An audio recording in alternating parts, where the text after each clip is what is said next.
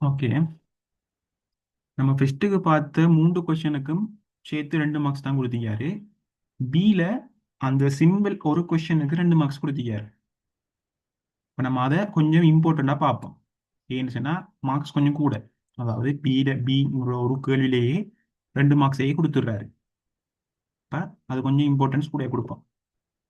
அதில் என்ன சொல்லிக்காருன்னு சொல்லி நான் வாசிக்கேன்.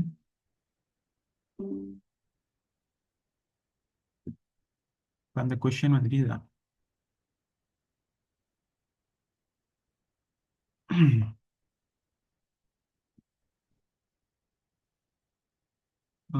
என்ன சொல்லிக்காரு? Nimal read 2/5 of a book which has 210 pages. Nimal read Nimal read 2/5 of a book which has 210 pages. How many more pages he has to read to complete the book? இதுல உங்களுக்கு இதை தமிழாக்கம் செஞ்சா என்னன்னு சொல்லி விளங்கிட்டாங்க உங்களுக்கு. இதுல என்ன செய்யலீங்கன்னு சொன்னா, நிமால் வந்துட்டு அந்த புத்தகத்தின் 5 குறிச்சி 2 பங்கை வந்துட்டு வாசிச்சிட்டாராம். சரியா வாசிச்சு முடிச்சிட்டாரு. அந்த 2 குறிச்ச பங்கும் 210 பேஜஸா. அப்படின்னு சொன்னா அந்த புத்தகத்துல மொத்தம் எத்தனை பேஜஸ் இருக்கும் அப்படிங்கிறது கேள்வியாண்டு கேட்டா இல்ல. என்ன கேள்வின்னு கேட்டா, அவரு இன்னும் வாசிச்சு முடிக்கிறதுக்கு இன்னும் எவ்வளவு எவ்வளவு பேஜஸ் அவரு ரீட் பண்ணணும். அதாவது மொத்த பேஜஸ்ல இருந்து மொத்த புக்குண்ட பேஜஸ்ல இருந்து அவர் வாசிச்சு முடிச்ச பக்கத்தை கழிச்சு வாரது மிச்சம் இருக்கிறது. அதைத்தான் கேள்வியா கேட்டீங்க. திரும்ப சொல்றேன். இதுல கேள்வி என்னன்னு சொன்னா, நிமால ஒரு புத்தகத்தை வச்சுக்காரு. கிளியரா? புத்தகத்தை வச்சிருந்து என்ன செஞ்சுக்காருன்னு சொன்னா, இப்ப அது ஒரு அஹ், ஒரு சம்திங் செட்டில் என்ன ஓட்டிக்கீங்க. ஓகே, என்ன போட்டிருக்கீங்க? இப்ப நிமால் வந்துட்டு என்ன செய்யறாருன்னா, ஒரு புத்தகத்தை எடுத்து அந்த புத்தகத்தை 5 உடைக்காரு. 5 உடைச்சு போட்டு அப்படி அவரு திங்க் பண்றாரு. எப்படின்னு சொன்னா, சரி நான் இத 5 நாளையில இந்த புத்தகத்தை வாசிச்சு முடிக்கேன். சரியா? 5 நாளையில வாசிச்சு முடிக்கேன். இப்ப ஃபர்ஸ்ட் டே வந்துட்டு 5 குறிச்சி 1 பங்கை வாசிச்சு முடிக்காரு. செகண்ட் டே வந்துட்டு 5 குறிச்சி 1 பங்கை வாசிச்சு முடிக்காரு. இப்ப மொத்தம் எத்தனை பங்கு அவர் வாசிச்சு முடிச்சிக்காரு? நேத்து உண்டு இன்றைக்கு உண்டு. அதாவது 5 குறிச்சி மொத்தம் 2 பங்கை வாசிச்சு முடிச்சிக்காரு. இப்ப என்ன செய்யறாருன்னு சொன்னா, 5 குறிச்சி 2 பங்கை வாசிச்சு முடிச்சிட்டாரு.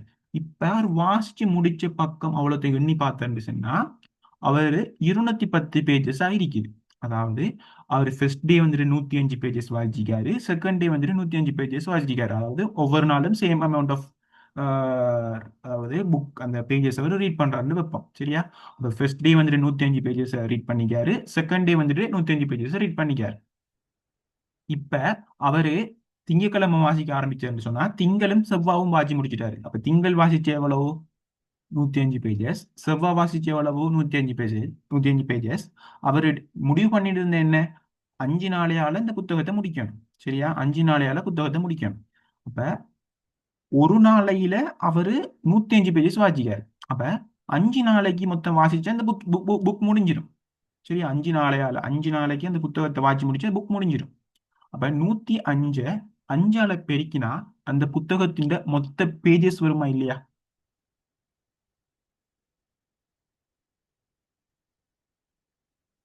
இது உங்களுக்கு விளங்கிட்டா? விளங்கினா ஒரு தம்ஸ் அப். இல்லாட்டி ஓகே, வெரி குட். அப்பா, சரியா? என்ன என்ன எப்படி டிசைட் பண்ணிக்காருன்னு சொன்னா, ஏன் 5 குறிச்சின்னு நான் சொல்றேன். ஏன் அவர் 5 குறிக்கணும்? ஏன்னா கேள்வியில் 5 தான் குறிச்சு வச்சிருக்கேன். இல்லாட்டி நான் எனக்கு இங்க இருந்து வார் 5 குறிச்சு அவர் முடிக்கணும்னு சொல்லி. கேள்வியில் அவர் 5 குறிச்சு தான் பாத்திக்காரு. முழு புத்தகத்தையும் 5 குறிச்சு தான் பாத்திக்காரு. எப்படின்னு சொன்னா, அந்த புத்தகத்தை 5 டிவைட் பண்ணிக்காரு. சம அளவா டிவைட் பண்ணிக்காரு. சரியா? 5 குறிச்சு நான் ஒவ்வொரு நாளைக்கு 105 பேஜஸ் எனக்கு வாசிக்கணும். அப்படி வாசிச்சா தான் 2 நாளையால நான் 210 பேஜஸ் வாசிக்க முடியும். 2 நாளையால 210 பேஜஸ் வாய்க்கணும்னு சொன்னா 5 குறிச்சி 2 பங்கு. அதாவது திங்கட்கிழமை 5 குறிச்சி 1 பங்கு வாசிக்காரு. செவ்வாய்க்கிழமை 5 குறிச்சி 1 பங்கு வாசிக்காரு. அப்ப மொத்தம் திங்களும் செவ்வாயும் மொத்தமா வந்து மொத்தமா வாசிச்ச பேஜஸ் டோட்டல் வந்துட்டு 5 குறிச்சி 2 பங்கு. 5 குறிச்சி 2 பங்குமே வந்துட்டு 210 பேஜஸ். அப்ப அவர் அஞ்சா குறிச்சு 2 பங்கு 210 பேஜஸ் சொன்னா ஒரு நாளைக்கு வாசிச்ச புக்ல பேஜஸ்ல அளவு என்னன்னு கேட்டீங்கன்னு சொன்னா 2 பங்கு தான் 210. அப்போ ஒரு பங்கு 105. அப்ப ஒரு நாளைக்கு 105 பேஜ் வாசிக்காரு. அவர் மொத்தம் இத்தனை நாளைக்கு வாசிக்கிறதுக்கு டிசைட் பண்ணிட்டு கேட்டா 5 நாளைக்கு. அப்ப 105 அஞ்சால பெருக்கினா அந்த புக்ல டோட்டல் பேஜஸ் எண்ணிக்கை வந்துட்டு நமக்கு கிடைச்சிடும். சரியா? இப்ப அவரு புதன் வாசிக்கணும், வியாழன் வாசிக்கணும், வெள்ளி வாசிக்கணும். இந்த 3 நாளும் அவர் வாசி முடிச்சா அந்த புக் முடிஞ்சிடும். இப்ப கேட்ட கேள்வி, அவர் இன்னும் எவ்வளவு பேஜஸ் வாசிக்கணும் கேட்டிக்காரு. அப்ப ஒரு நாளைக்கு அவர் வாசிக்க வேண்டிய பேஜஸ் எண்ணிக்கை 105. மிச்சம் எத்தனை நாள் இருக்குது? புதன், வியாழன், வெள்ளி. மொத்தம் 3 நாள். 3 15 ஒன்று மிச்சம். ஓ 3 15 ஒன்று மிச்சம். ஓ 3 4. சாரி, 315. 15 சைவரிக்க ஒன்று மிச்சம். ஓ 3 அப்ப இந்த 2 மார்க்ஸுக்குரிய கேள்வியை நான் பெண்ணே யூஸ் பண்ணாம ஜஸ்ட் ஒரு லைன்லயே வந்துட்டு என்ன செஞ்சிட்டேன், எழுதி முடிச்சிட்டேன். கிளியரா உங்களுக்கு இது விளங்கிட்டா?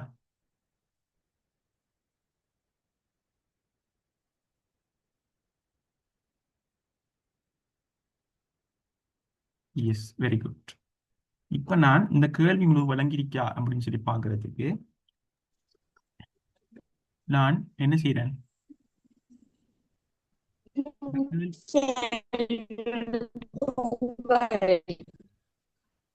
என்னை சுத்தமா உங்களோட வாய்ஸ் கேட்குது இல்ல. நீங்க வாட்ஸ்அப்ல வந்துட்டு வாய்ஸ் மெசேஜ் போடுங்க, நான் அதை பார்க்கேன். சரியா?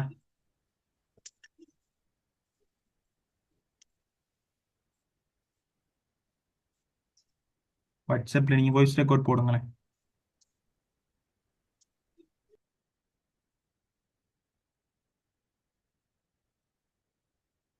இப்ப நான் என்ன செய்ய போறேன்னு சொன்னா, உங்களுக்கு இந்த கேள்வி விளங்கிருக்கான்னு சொல்லி பாக்குறதுக்கு சின்ன இந்த கேள்வியில ஒரு சின்ன ஒரு சேஞ்ச் ஏற்படுத்துறேன். எஸ், கொஸ்டின் தான். ஓ, இவன் இவன் எழுதி முடிச்ச போற ஒரு கொஸ்டின் தந்து ஓட்டு விடுவான் போல இருக்கேனே. சரி. இப்ப நான் என்ன செய்ய போறேன்னு சொன்னா, ஒரு கொஸ்டின் வந்து கொஸ்டினோட தரப்போறல, இந்த கொஸ்டினை தான் மோடிஃபை பண்ண போறேன். இப்ப இந்த 2/5 ஆஃப் புக் 3 தானே, 2/5 இல்ல.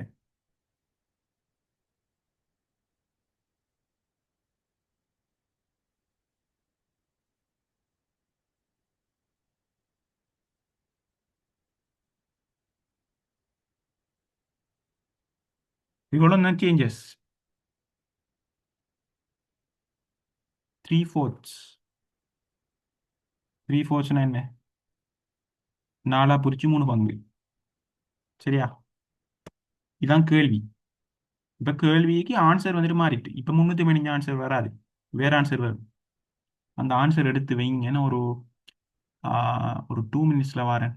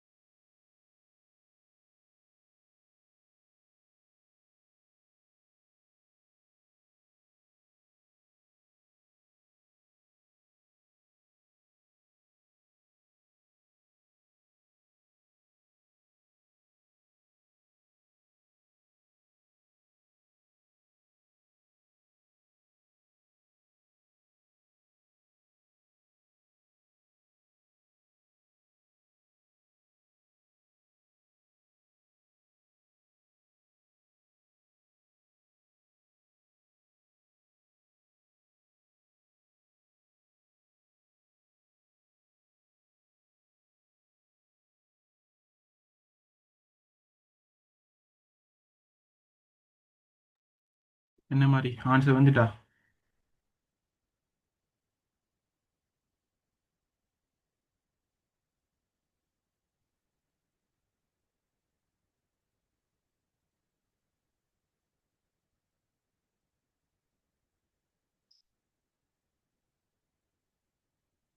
300.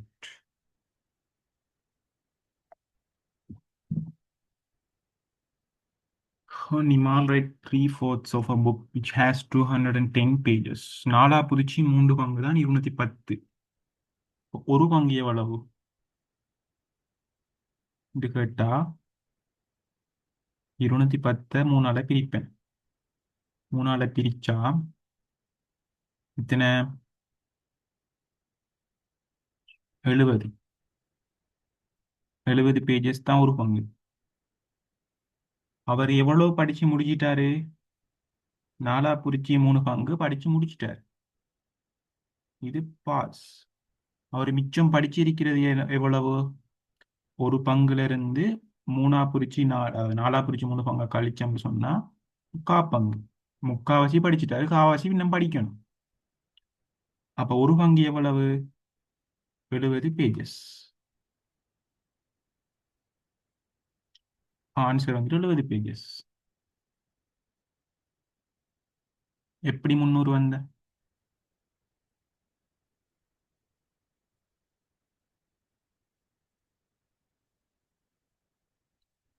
மொத்த பேஜஸ் எத்தனை மொத்தம் அப்ப?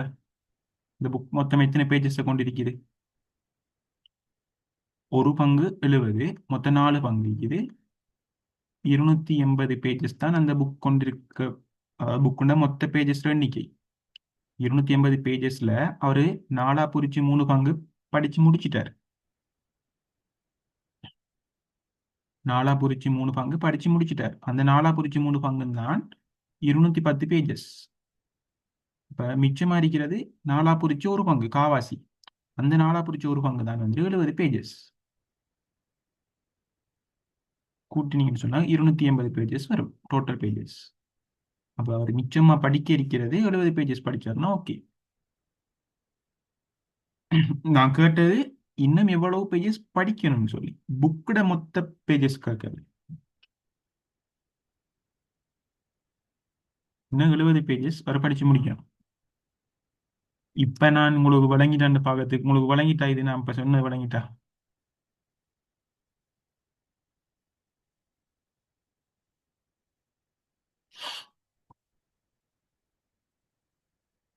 சரி, நான் இப்ப அடுத்த இதேகள் இந்த பீல இன்னும் ஒரு இது மாதிரி இன்னும் ஒரு மாற்றம் செஞ்சா செய்வீங்களா?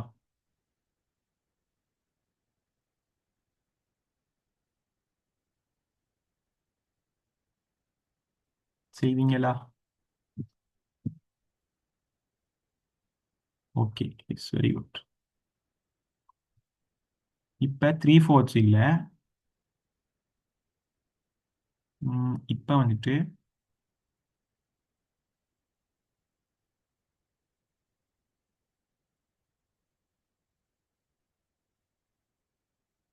1/6.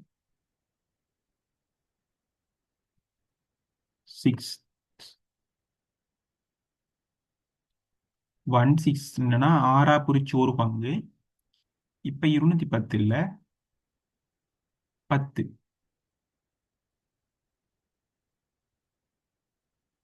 10 பேஜஸ். இப்ப இந்த கேள்விக்கு ஆன்சர் சொல்லுங்க அப்போ. ஆறா குறிச்சு ஒரு பங்கு. ஆறா குறிச்சு ஒரு பங்கு.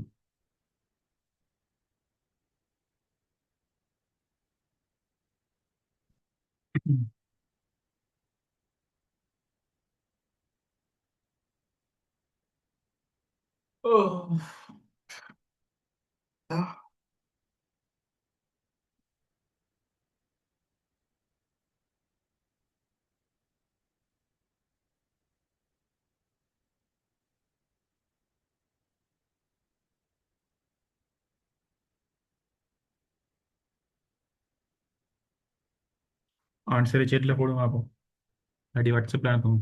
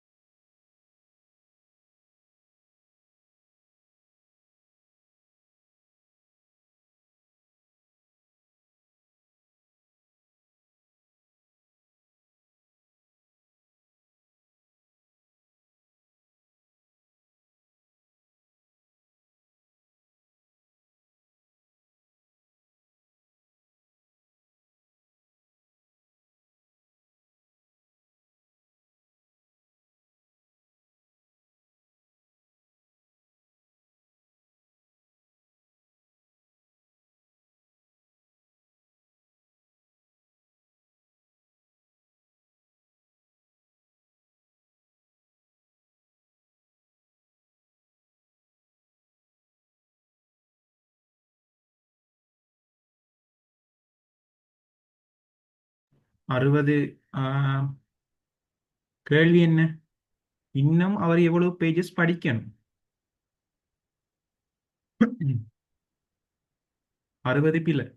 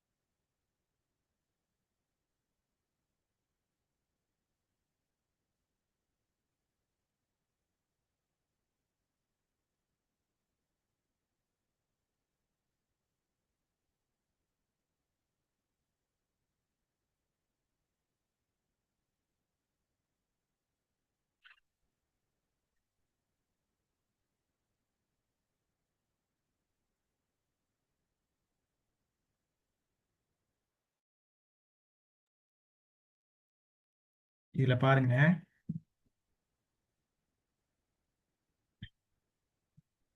எஸ், நான் சொல்றேன். ஆறா குறிச்சி ஒரு பங்கு அவர் படிச்சு முடிச்சிட்டாரு தானே. அவர் படிச்சு முடிச்ச பங்கு தான் 10 பேஜஸ். சரியா? இப்ப இது வந்துட்டு ஒரு பங்கு தானே. அப்ப மொத்தம் புக்ல எத்தனை பேஜஸ் இருக்கு கேட்டா 6 பங்கு இருக்குது. அப்ப ஒரு பங்கு வந்துட்டு 10ன்னு சொன்னா 6 பங்கு இருக்கு மொத்தம். அப்ப 60 பேஜஸ். இது வந்துட்டு புக்ல இருக்கிற மொத்த டோட்டல் பேஜஸ் கவுண்ட். இப்ப அவர் படிச்சு முடிச்சது எத்தனை? 10 இல்லையா? ஸோ அதை கழிச்சுன்னு சொன்னா 50 இல்லையா ஆன்சர்? 50 பேஜஸ் அவர் என்ன படிக்கிறீ? இதைத்தான் கேட்டேன் நான். புக்கோட பேஜஸ் இல்லை. ஓகே. அடுத்தது மூன்றாவது சி பார்ட்.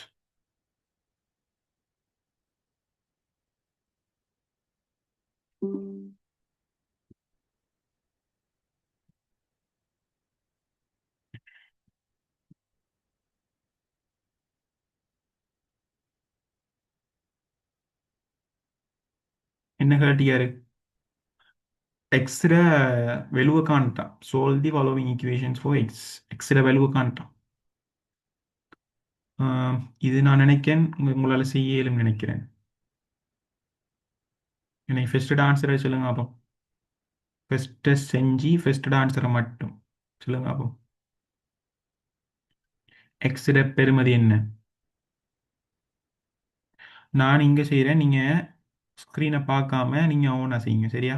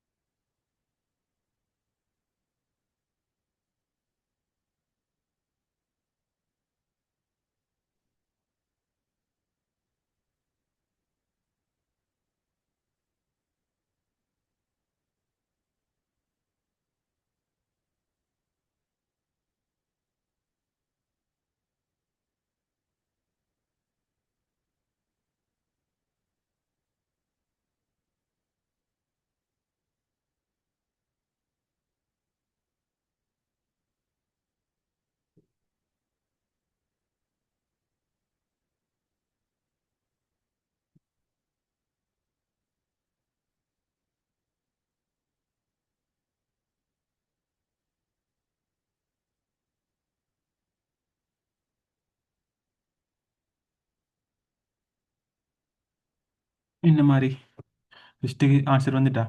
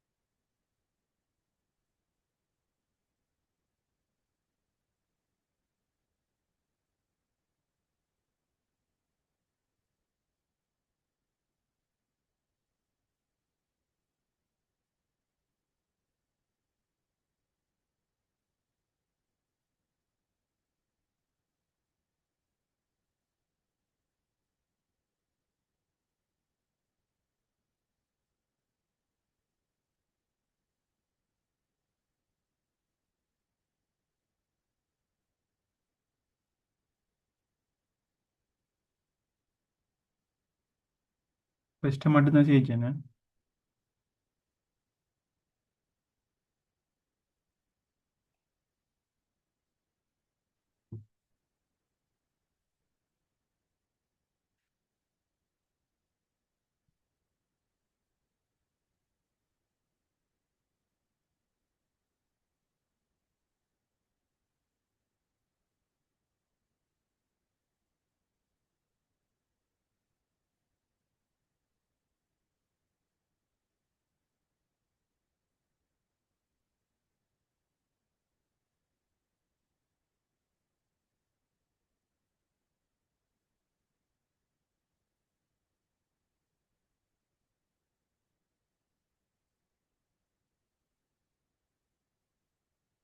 நான் செய்யவா? நோ. ஓகே. இதில் பாருங்க, உங்களுக்கு விளங்குதான் நான் செஞ்சுக்கிறது ஃபஸ்ட்டுக்கு. இதை மட்டும் பாருங்க.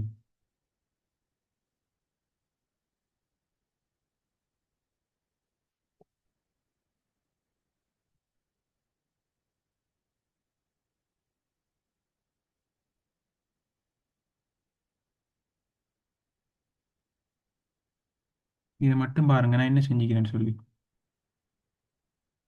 ஃபஸ்ட்டுக்கு எக்ஸ் எல்லாத்தையும் ஒரு பக்கம் எடுத்துக்கிறேன். இப்போ அதை பாருங்க, இந்த கேள்வியில் எனக்கு இந்த 14x இருக்குதானே, 14x வந்துட்டு நான் இடப்பக்கத்திலே வச்சுக்கிறேன். அது எனக்கு இருக்கட்டும். இந்த 3x இருக்குதானே, இந்த 3x நான் இடப்பக்கத்துக்கு கொண்டு வந்தா சமனுக்கு இங்கால கொண்டு வந்தா என்ன மாறும்? ப்ளஸ் அடிக்கிறது இங்கால வந்து மைனஸாக மாறும். இப்போ இவர் இங்கால ஜம்ப் பண்ண போக்குல -3x ஆக வருவார். அதே மாதிரி இந்த -9xங்கிறவர் சமனுக்கு இங்கால வரப்போக்குல +9x வருவார். இப்போ அதை எல்லாத்தையுமே ஒண்டா சேர்த்து தண்ணியில் எழுதிக்கிறேன். இங்கே எழுதி வச்சுக்கிறேன். இதில் என்ன சொல்லிக்கிறேன்? 14x அவர் இருக்கிறாரு, அது ஓகே. 14x ஏற்கனவே இருக்கிறது. -3x வந்துட்டு சமனுக்கு அங்கால +3x அறிங்கிறது, சமனுக்கு இங்கால வந்து -3x வரும். அதே மாதிரி -9x வந்துட்டு சமனுக்கு வலப்பக்கம் அதிகிறது, சமனுக்கு இடப்பக்கம் அதிகம்னா +9x சொல்லி வரும். இப்போ இதை உங்களுக்கு கூட்ட தெரியும் தானே? அதாவது அட்சர கணிதத்தை கூட்டு எப்படின்னு சொன்னால் மாங்காய் ஜஸ்ட் எக்ஸ்ன்னு சொல்லி ஒரு மாங்காய் அண்டு வச்சுக்கொள்ளுங்களேன். 14 மாங்காய் -3 மாங்காய் +9 மாங்காய். இப்போ எப்படின்னு சொன்னால் உங்கள்கிட்ட 14 மாங்காய் இருக்கு. சரியா? 3 மாங்காய் வித்துப்படுது. சரியா? 3 மாங்காய் வித்துட்டீங்க. 9 மாங்காய் திரும்ப ஸ்டாக், நியூ ஸ்டாக் வந்துட்டு 9 மாங்காய் வந்துருக்குது. இப்போ உங்கள்கிட்ட மொத்தம் இருக்கிற மாங்காய் எத்தனை? 20 மாங்காய் இருக்கும். ஏன்? 14லேருந்து 3 கழிச்சா 11, 11 9 20, 20 மாங்காய் இருக்கும். கிளியரா?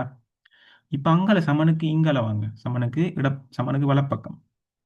சமனுக்கு வலப்பக்கம் வந்தீங்கன்னு சொன்னா எனக்கு இங்கால எழுத்து, அதாவது அட்சர கணிதத்தில் அதையும் ஒரு பக்கமாகி போட்டு எண்கணிதத்தில் அதையுமே வந்துட்டு சமனுக்கு வலப்பக்கம் கொண்டு வரேன். எண்கணிதத்தில் அதையும் சமனுக்கு வலப்பக்கம் கொண்டு வந்தேன்னு சொன்னா எனக்கு என்ன வரும்? +6 ஏற்கனவே இருக்கார். +6 ஏற்கனவே இருக்கார். பவர் ஒன்றும் செய்ய தேவையில்ல. +2 ஏற்கனவே இருக்கார். அவர் ஒன்றும் செய்ய தேவையில்ல.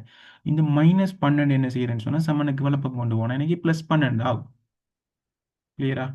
இப்போ +12 ஆகிடுச்சுன்னு சொன்னா எனக்கு மொத்தம் டோட்டலா அவருடைய டோட்டல் என்ன? 12 ப்ளஸ் 6 ப்ளஸ் 2. 12 மாறும் 18, 18 ரெண்டும் 20. இங்கால 20 மாங்கா எக்ஸ் 20 மாங்கா இருக்குது ஈக்குவல் 20. 20 மாங்காய் 20 ரூபாய்க்கு கொடுக்கீங்க. அப்போ ஒரு மாங்காய் எவ்வளவு? 20 20ஆல பிரிச்சிங்கன்னா உண்டு.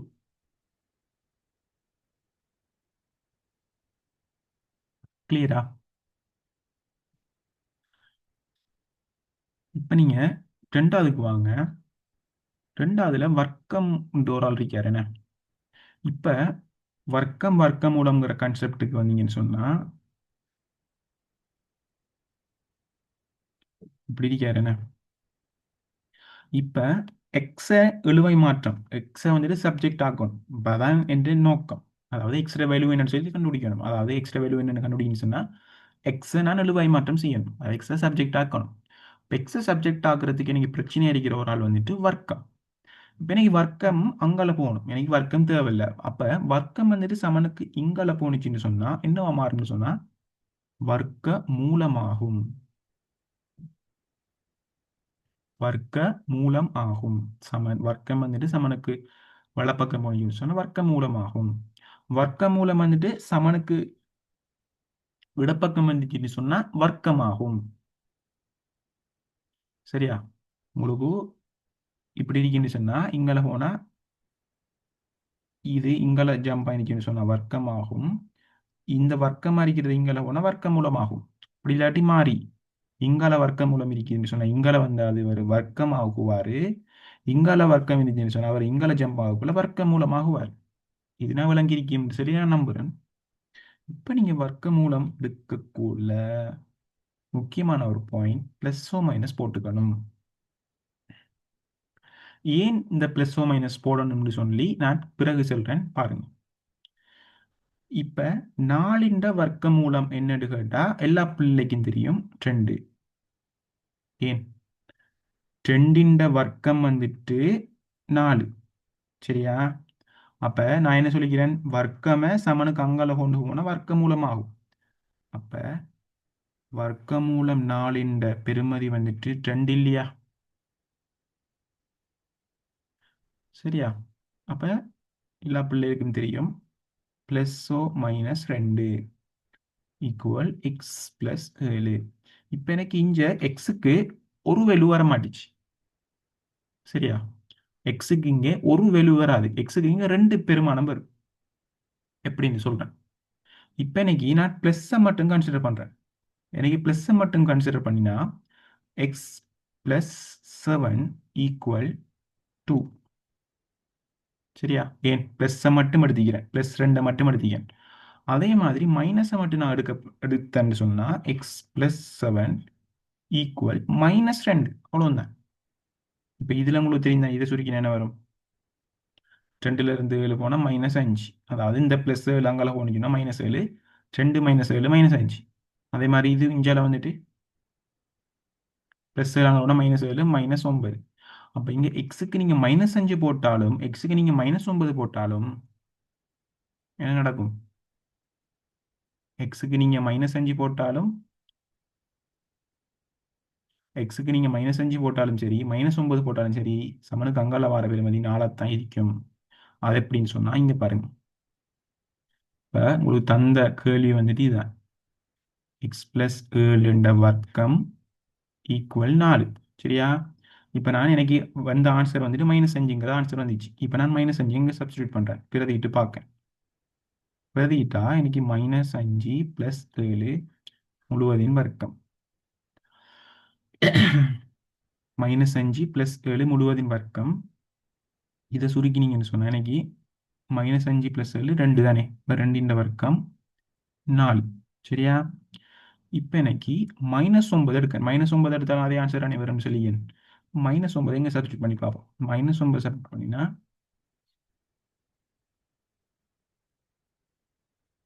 இப்போ என்ன இங்கே வரும்? -9 + 7 எனக்கு விலையுல வாரது -2. -2 வர்க்கம். -2 வர்க்கமும் 4 இல்லையா? ஏன் -2 தர -2. அதான் இதுல விரிவு. இப்போ மைனஸ் இன்டூ மைனஸ் நீங்கள் ப்ளஸ்ன்னு படிக்கலையா பிரைமரியில்? சிக்ஸ்த்தில் எல்லாம் கிரேட் சிக்ஸில். அப்போ -2ஐயும் நீங்கள் மல்டிப்ளை பண்ணீங்கன்னு சொன்னால் +4. அப்போ இப்போ ஏன் நான் வர்க்க மூலம் எடுக்க போகல ப்ளஸ் டூ மைனஸ் போட்ட நினைவு வந்துட்டா? அப்போ நீங்கள் எந்த சந்தர்ப்பத்திலையும் வர்க்க மூலமாக மாற்ற போக்குள்ள ப்ளஸ்ஸோ மைனஸ் போடணும். இது கட்டாயம்.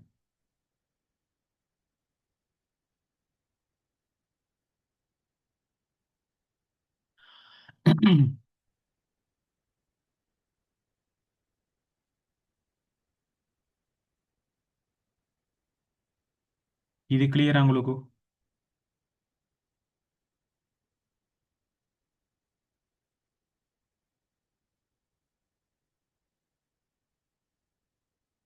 S, very good.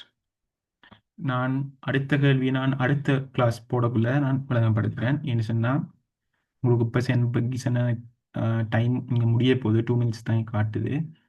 அப்போ நான் இந்த கிளாஸை முடிக்கிறேன்.